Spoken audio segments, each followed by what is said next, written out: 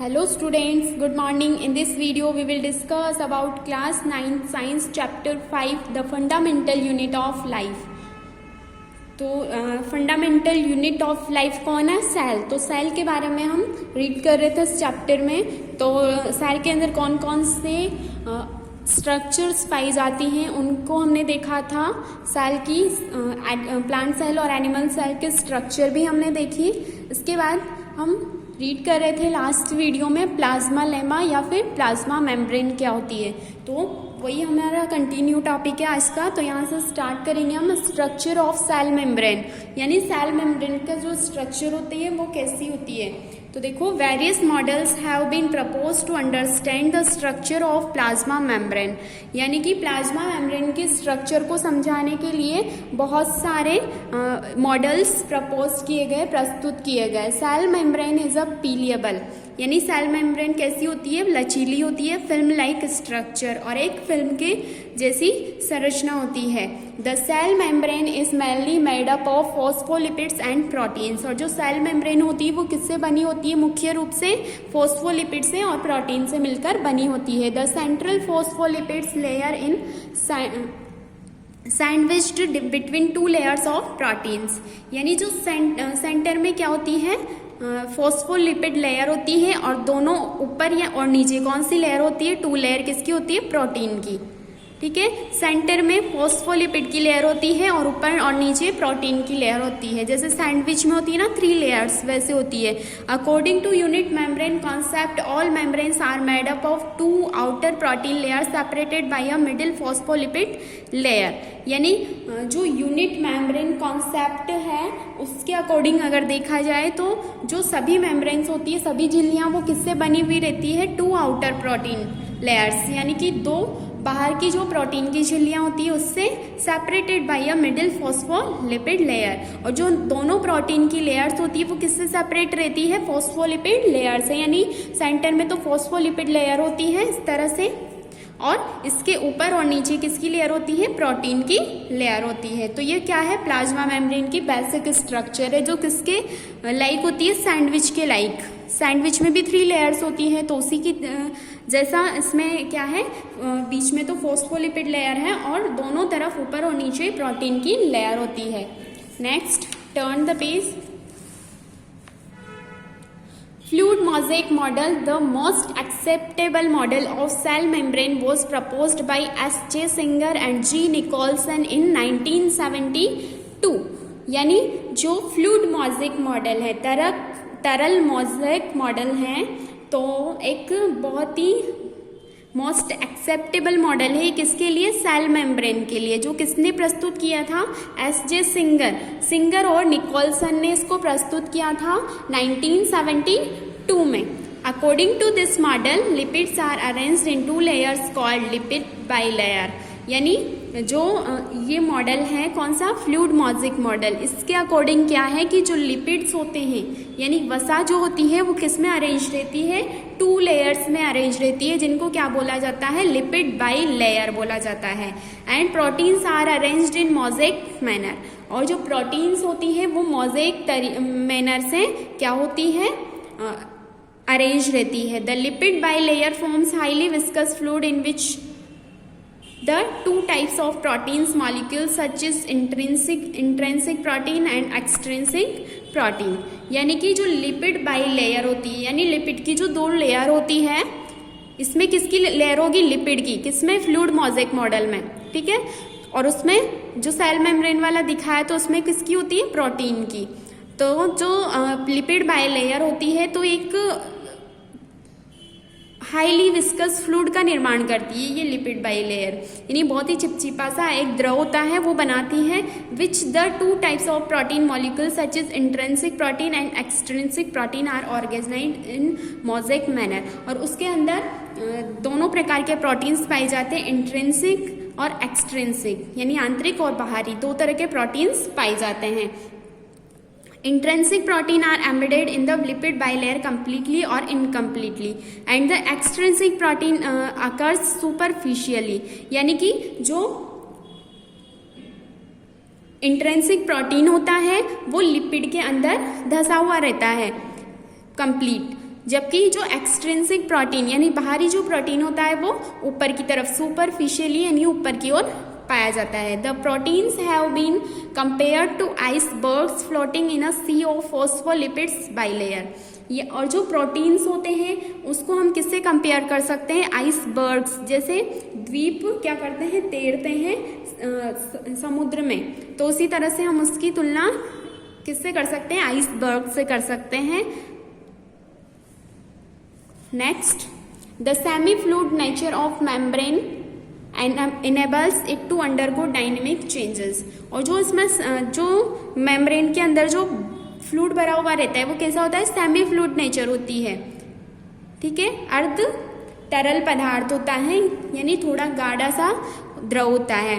तो ये क्या करता है, जो सेमी फ्लूइड नेचर होती है मेम्ब्रेन की, उसकी वजह से ये किसमें डायनामिक चेंजेस यानी इनकी जो गतिशीलता होती है उसमें चेंजेस होते रहते हैं, गत्यात्मकता में चेंज होता रहता है। It can be continually renewed, removed, extend, folded and mode. यानी ये सेल मेम्ब्रेन होती है, जो इसमें सेमी फ्लूइड होता है वो क्या होता रहता है, रिन्यू यानी नया बनता रहता है, रिमूव हटता रहता है, एक्सटेंड यानी फैलता रहता है, और फोल्ड भी होता है और मूव भी करता है। As a result continuous changes occurs in form, size, shape and function of membrane. और इस कंटिन्यूअस चेंजेस की वजह से क्या होता है, जो सेल मेम्ब्रेन होती है वो उसके साइज में, शेप में और फंक्शन में क्या होता रहता है, चेंज होता रहता है। These unique features of the cell membranes are due to their structural components. और इस यूनिक फीचर की वजह से यानी एक स्पेशल फीचर्स की वजह से जो सेल मेम्ब्रेन होती है, due to their structural components, यानी कि जो सेल मेम्ब्रेन का जो ये यूनिक फीचर होता है वो किसकी वजह से होता है, इनके जो इसके अंदर जो स्ट्रक्चरल कंपोनेंट्स पाए जाते हैं, संरचनात्मक घटक जो पाए जाते हैं, उनकी वजह से इनमें ये यूनिक फीचर पाया जाता है। If the organization of the cell is destroyed due to some chemical और physical influences, the cells would die.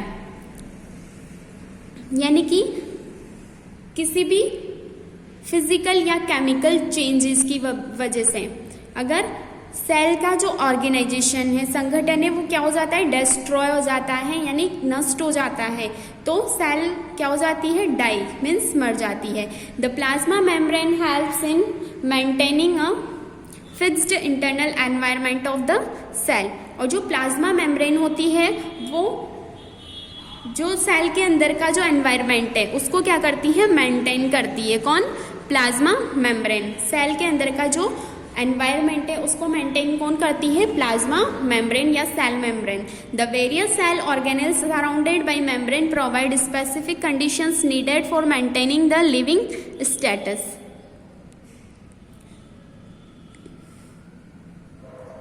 यानी जो सेल के अंदर बहुत सारी जो ऑर्गन्स पाए जाते हैं मेम्ब्रेन के, जिससे जो ऑर्गन्स होते हैं, स्ट्रक्चर्स होती है, वो किससे चारों ओर से घिरी हुई रहती है, सेल मेम्ब्रेन से। तो जो ये स्पेसिफिक कंडीशन होती है जो किसके लिए आवश्यक होती है, लिविंग स्टेट यानी सेल के अस्तित्व को बनाए रखने के लिए ये आवश्यक होता है। If their organisation is destroyed the cell would not be able to maintain its living state. यानी कि अगर सेल का जो ऑर्गेनाइजेशन है यानी इसका जो संगठन है वो क्या हो जाता है, डिस्ट्रॉय हो जाता है, नष्ट हो जाता है, तो वो सेल अपने आप को जीवित नहीं रख पाएगी यानी जीवित रखने में सक्षम नहीं रह पाएगी वो। तो देखो यहाँ पे ये plasma membrane fluid mosaic model बताया गया है। यहाँ पे स्ट्रक्चर में कैसा होता है, तो ये प्रोटीन मॉलिक्यूल्स हैं और ये लिपिड की बाइलेयर, ये वाली लिपिड की लेयर और ये भी लिपिड की लेयर होती है, ठीक है, और बीच में प्रोटीन मॉलिक्यूल्स होते हैं। कार्बोहाइड्रेट चेन लगी हुई रहती है यहाँ पर, ये इनर सरफेस है इसकी और ये आउटर सरफेस है। तो इस तरह का होता है फ्लूइड मोज़ेक मॉडल।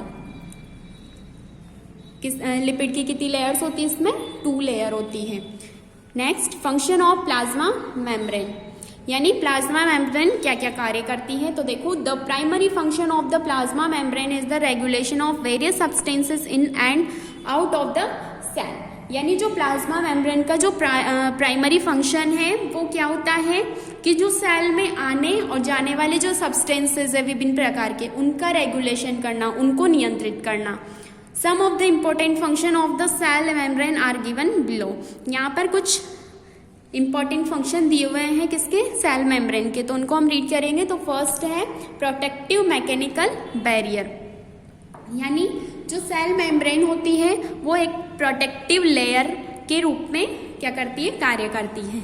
यानी कोशिका के अंदर जो भी स्ट्रक्चर्स पाई जाती हैं उनको प्रोटेक्ट करती है बाहर से।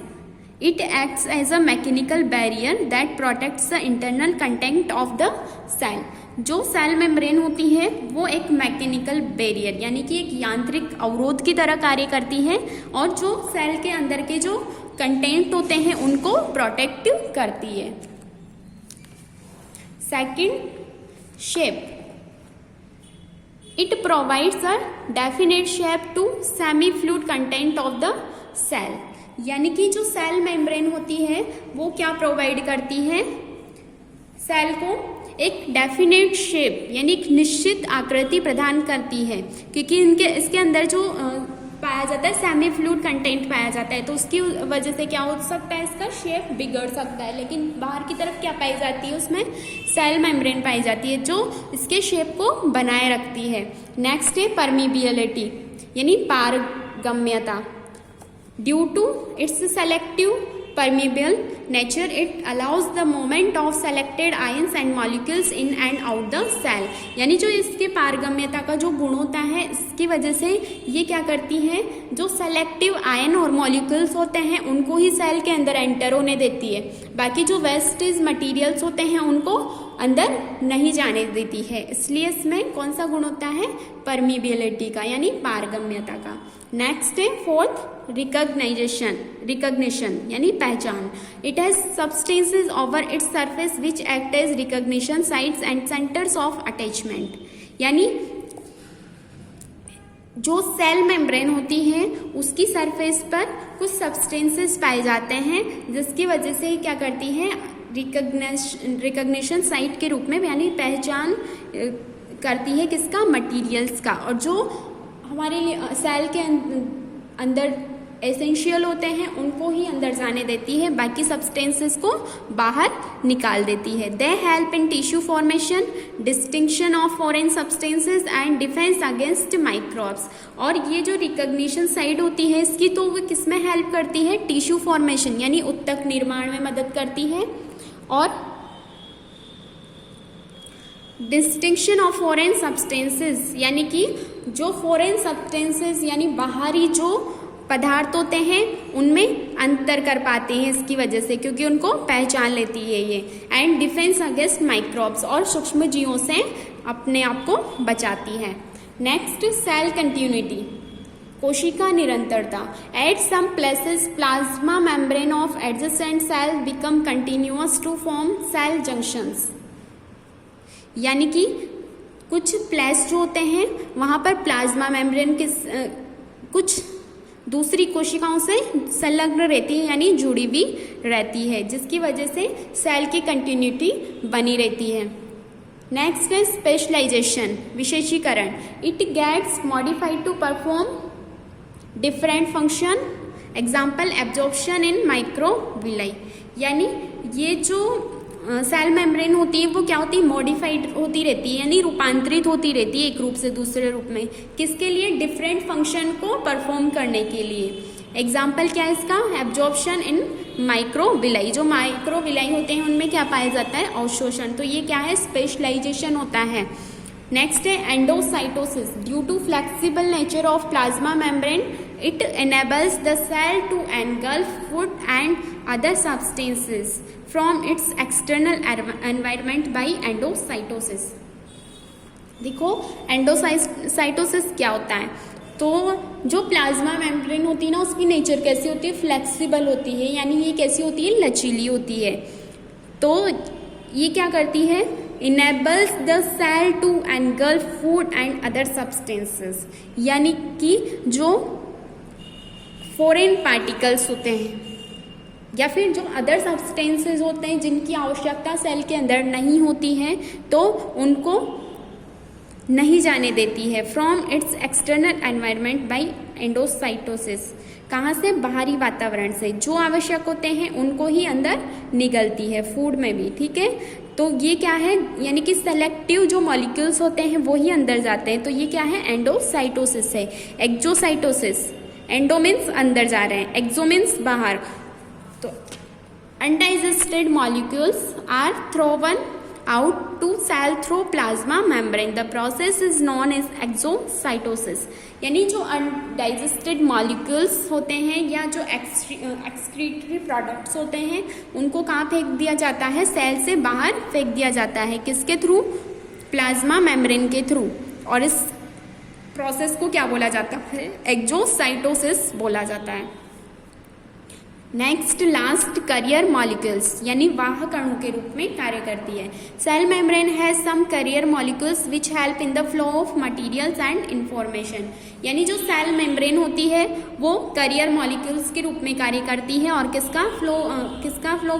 किसके फ्लो में हेल्प करती है? मटेरियल्स और इंफॉर्मेशन के फ्लो में हेल्प करती है। यानी एक जगह से दूसरी जगह में जो इंफॉर्मेशन जाती है उसमें हेल्प करती है कौन? Cell membrane. तो क्या क्या फंक्शन है सेल मेम्ब्रेन का?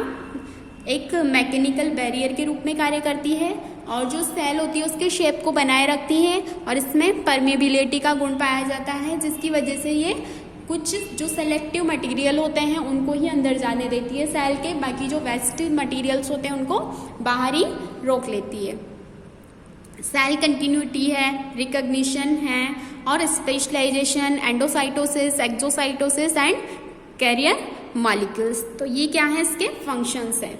नेक्स्ट रिमेंबर, तो इसमें है फर्स्ट काइंड्स ऑफ परमेबिलिटी, यानी पारगम्यता कितने प्रकार की होती है। तो देखो, on the basis of their permeability different types of membranes और walls have been classified into various categories. यानी पारगम्यता के आधार पर हम जो मेम्ब्रेन्स और वॉल्स होती है उनको डिफरेंट टाइप्स में हम क्लासिफाइड कर सकते हैं।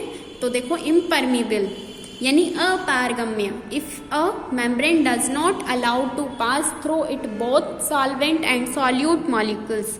यानी ऐसी मेम्ब्रेन, अगर कोई भी मेम्ब्रेन है जो सोलवेंट और सॉल्यूट यानी विलेय और विलायक दोनों को ही अपने आप में से गुजरने नहीं देती है, तो उस मेम्ब्रेन को कौन सी मेम्ब्रेन बोला जाता है? इम्परमिएबल यानी अपारगम्य झिल्ली बोला जाता है। और इसका एग्जाम्पल क्या है? Cuticle layer.